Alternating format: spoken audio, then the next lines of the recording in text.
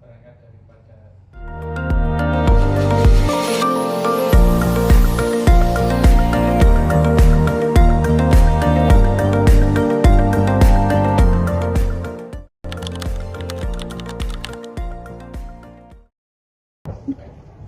lembaga itu kan satu kesatuan entitas komunal di dalam masyarakat, berangkat dari kesadaran diri, di mana di dalam Undang-Undang Dasar 1945 sendiri, kita, apalagi teman-teman mahasiswa nanti bisa mengakses di sana, Indonesia di pasal 3 kalau tidak salah itu mengatur bagaimana diyakini dan disepakati aturan negara. Lalu interpretasinya nanti mulai dari ada dibentuknya lembaga-lembaga hukum, mulai dari pengadilan dan seluruh yang ada di bawahnya, termasuk 128 kebebasan berkumpul berserikat.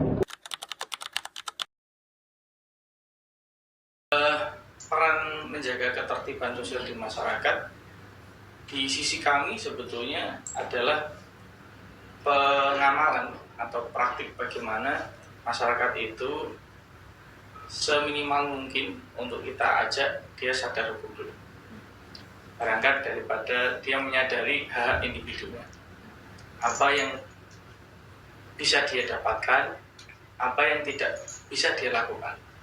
Karena berangkat daripada tujuan hukum salah satunya kan untuk membatasi hak dan kewajiban antara individu satu dan individu yang lain. Sesederhana itu sebetulnya.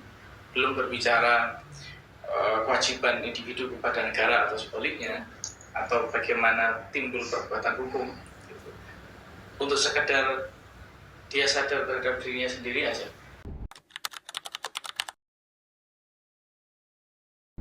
Karena hukum itu yang dinilai adalah apa yang tampak dari luar, engkau memenangkan orang yang sebetulnya dia itu keliru. Atau selama ini teman-teman mungkin pernah dengar seorang advokat atau pengacara itu bisa memutarbalikkan fakta dan sebagainya. Itu memang bisa saja terjadi. Karena salah satu komitmen kami kan untuk membantu klien di atas surat kuasa kan. Nah, di akhir kesempatan Nabi menutup dengan saya ini, karena dulu di masa Nabi kan yang menjadi juru adilnya adalah Nabi sendiri kan. Belum ada qadhi dulu. Kalau dalam Islam kan hakim namanya qadhi. Aku ini manusia biasa kata Nabi, dan aku menyimpulkan keadilan berdasarkan apa yang aku dengar dan aku lihat. Seandainya aku ini memutus perkara yang keliru kesimpulannya, dan padahal engkau tahu bahwa kesimpulan itu adalah atas kesalahan dirimu sendiri, maka jangan ikuti keputusan.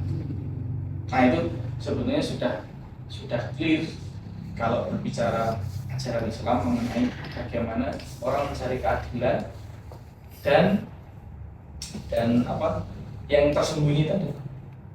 Sehingga kalau berbicara di wilayah praktik, saya hanya bisa, terutama sampai detik ini saya meyakini bahwa setiap orang punya POV, dan POV itu bisa dibuktikan dengan alat-alat bukti. Adapun hasil akhirnya keadilan itu adalah milik majelis tentunya yang sebagai pemutus, tapi di atas itu semua yang hak adil adalah Tuhan yang Maha Kuasa. Dan alam ini tidak diam teman-teman, alam ini terus bergerak. Biasanya kalau tidak selesai di meja peradilan, ya selesai di dunia yang penuh peradilan ini.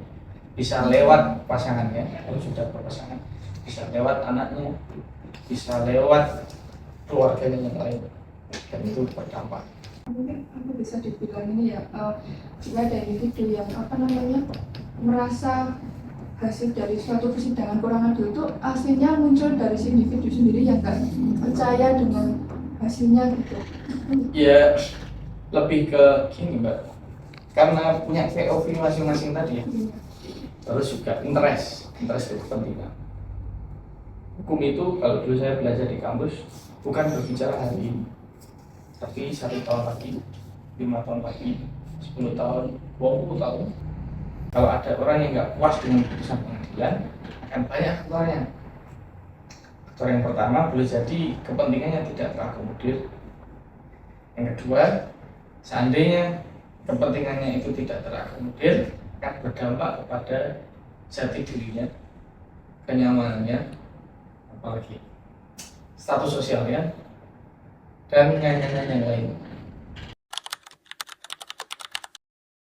Kalau saya secara pribadi dan tentu rekan-rekan yang lain di kantor gitu ya, harapannya terhadap kantor ini adalah terutama yang muslim, Tuhan itu tidak memaksa kita untuk berhasil atau sukses, tapi yang Tuhan tekankan adalah kita ini berusaha. Sehingga harapan kami, apapun keyakinan kami di kantor ini, karena heterogen tadi, bisa kantor ini menjadi wadah untuk tetap taat pada keyakinan kami masing-masing. Yang kedua, menjadi sarana kami untuk seandainya besok ditanya Tuhan ketika meninggal dunia itu ada alasan mengapa kami dihidupkan. Terus harapan proses penegakan hukum di Indonesia maupun proses penegakan keadilan di Indonesia ya, bersikap tengahan dan lakukan apa yang perlu dilakukan, biasakan yang benar, jangan membenarkan kebiasaan.